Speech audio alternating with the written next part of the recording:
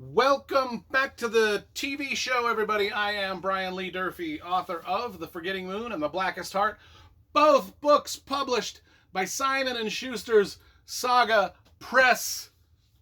Today I'm going to be reviewing Hitchhiker's Guide to the Galaxy. What is the answer to everything in the universe? It's we all know it's 24. I came prepared with my 24 shirt. The answer is 24. That doesn't seem right.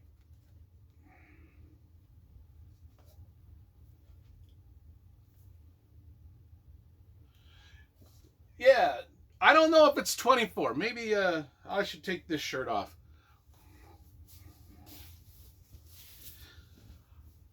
Yes, the answer to everything in the universe is 32. 32. That's it. That is what this book answers. If you want to know the answer to everything in the universe, 32. I think that's it, right? If I'm wrong, I'm not good with numbers, people. If you've watched my channel, you know I'm not good with numbers. So if I'm wrong on that, just let me know what the real answer is. Douglas Adms came out in 1979. Hitchhiker's Guide to the Galaxy. Let's talk about the cover first. I mean, this is an iconic book. I imagine everybody on the planet's read this by now. This review is probably pointless because y'all probably have read it. Those of you that haven't read it probably know all about it anyway. But this has got a cute little cover illustration. I did not see the artist of the illustration is not listed.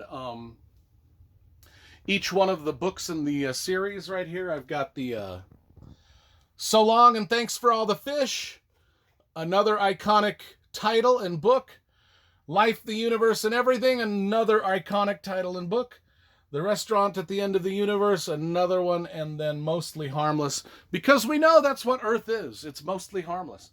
Well, it's harmless on some days, mostly harmless on other days. I listened to the audible.com version of this. It only took me a couple of hours. It's read by Stephen Fry, and what a pleasure and joy it is to have the book read to you by a great comedic talent like Stephen Fry. Just absolutely great. So, what's the book about? It's just silliness. It's about lunacy, absurdities, and silliness. Comedy is hard to write. I mean, I've tried to say a few funny things here at the beginning of this video. I've tried to be a little bit absurd. I can't even do it. I can't do comedy. I can't. I just can't. Especially if you're trying to write it. You know, here's the thing. Comedic writing, I'm not a real fan of. That's kind of why the book like Good Omens always sort of falls. I just lose interest about 30 pages in. So the whole Terry Pratchett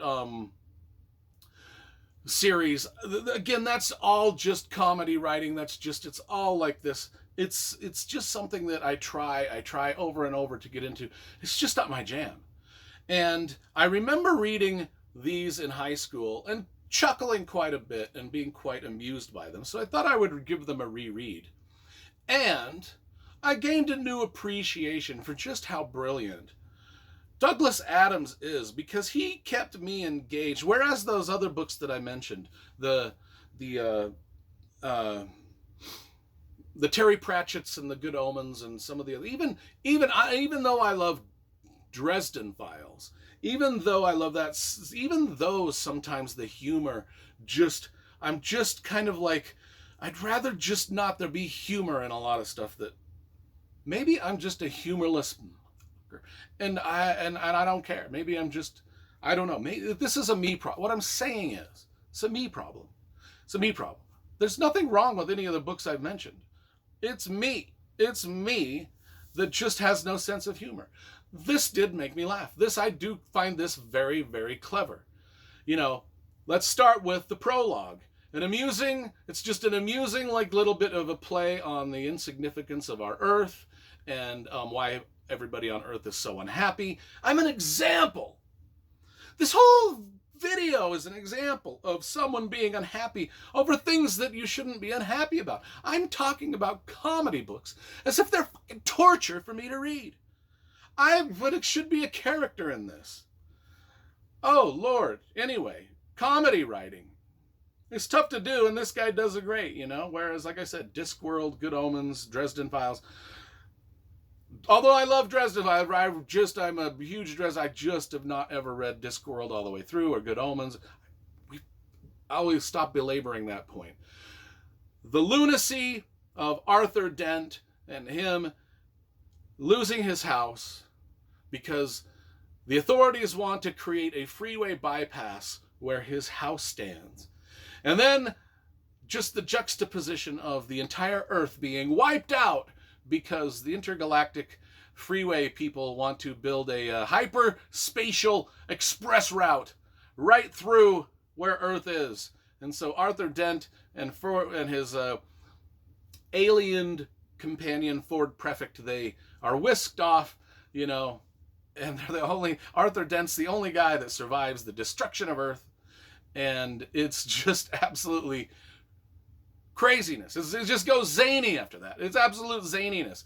But the thing is amongst all the comedy, absurdity, and lunacy, there's like actually some really good science fiction world building in this. I mean, it's like he's created a universe that actually sort of makes sense in a way, even though it's all nonsense. It just sort of fits together.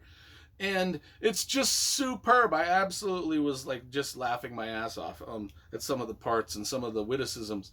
I'll just read the back of it because this is as small of a book it is. It's got a convoluted plot. Seconds before Earth is demolished to make way for a galactic freeway, Arthur Dent is plucked off the planet by his friend Ford Prefect, a researcher for the revised edition of the Hitchhiker's Guide to the Galaxy, who, for the last 15 years, has been posing as an out-of-work actor. The Hitchhiker's Guide to the Galaxy is an actual book. It's kind of like our Wikipedia. This was written in 1979, before we even had the internet or Wikipedia or every single bit of information at our fingertips. Well, having every single bit of information at our fingertips was something that Douglas Adms recognized and realized and put in the book. He just, instead of calling it Wikipedia, he called it the Hitchhiker's Guide to the Galaxy.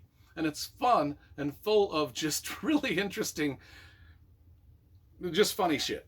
Anyway, okay, so together this dynamic pair, Ford Prefect and Arthur Dent, begin a journey through space aided by a galaxy full of strange travelers. Zaphod Beeblebrookes, the two-headed, three-armed ex-hippie and totally out-to-lunch president of the galaxy. Trillian, formerly known as Trisha McMillan, Zaphod's friend whom Arthur tried to pick up at a local cocktail party once upon a time zone. Marvin, a paranoid, brilliant, and chronically depressed robot. And Veet Vugajig, a former graduate student obsessed with the disappearance of all the ballpoint pens he's ever brought over the years. Where are these pens? Why were we born? Why do we die? For all the answers, stick your thumb to the stars and hitchhike to the galaxy. And the answer is either 24 or 32. I can't remember exactly what it was. Anyway, 10 out of 10. 10 out of 10. And I'll be getting to the other books in the series here soon. Listening to those read by Stephen Fry also. Can't wait.